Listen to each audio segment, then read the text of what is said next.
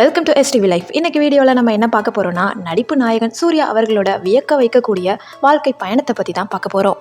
ஒரு வாரிசு நடிகராக அறிமுகமானாலுமே ஆரம்ப காலத்தில் பல கேலிகளையும் கிண்டல்களையும் சந்திச்சு இன்னைக்கு இந்திய அளவில் ஒரு சிறந்த நடிகராக நிற்கிற இவரோட வெற்றி பயணம் எல்லாருக்குமே ஒரு பெரிய இன்ஸ்பிரேஷன் தான். அதை பற்றி ஃபுல்லாக இந்த வீடியோவில் பார்க்கலாம். அதுக்கு முன்னாடி நம்மளோட சேனலை ஃபர்ஸ்ட் டைம் விசிட் பண்ணுறீங்கன்னா இந்த வீடியோக்கு ஒரு லைக் போட்டு மறக்காம சப்ஸ்கிரைப் பண்ணிக்கோங்க. வாங்க வீடியோக்குள்ளே போகலாம். நடிகர் சூர்யா அவர்கள் 1975 வருஷம் ஜூலை மாதம் 23ஆம் தேதி சென்னையில் பிறந்தார். இவரோட நிஜ பெயர் சரவணன். இவரோட அப்பா பழம்பெரும் நடிகர் சிவகுமார், அம்மா லக்ஷ்மி.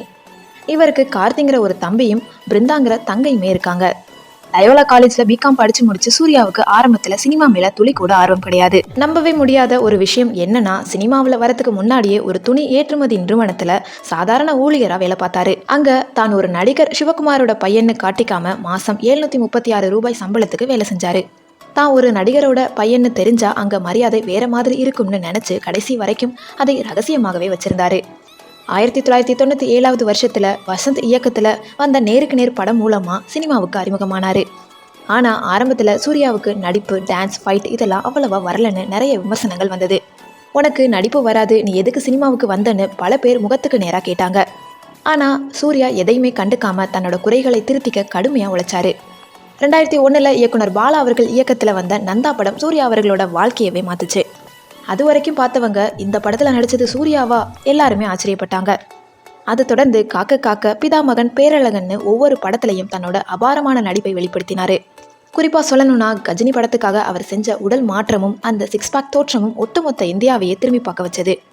சூர்யா அவர்களோட உழைப்புக்கு கிடைச்ச மிகப்பெரிய அங்கீகாரம் சூரரை போற்று படத்துக்காக அவருக்கு கிடைச்ச சிறந்த நடிகருக்கான தேசிய விருது. அது மட்டும் இல்லாமல் பல ஃபிலிம்ஃபேர் விருதுகளையும் மாநில அரசு விருதுகளையும் வாங்கி அசத்தி இருக்காரு. சினிமாவை தாண்டி சூர்யா அவர்கள் ஒரு மிகப்பெரிய நல்ல மனிதர். அகரம் அறக்கட்டளை மூலமாக வசதி இல்லாத ஆயிரக்கணக்கான ஏழை மாணவர்களோட கல்விக்கு உதவி செஞ்சுட்டு வராரு. பல மாணவர்களோட வாழ்க்கையில் ஒளியேற்றி வச்சிருக்காரு சூர்யா அவர்கள். தன் மேலே வைக்கப்பட்ட விமர்சனங்களை எல்லாம் தன் உழைப்பால் முறியடித்தவர் சூர்யா அவர்கள்.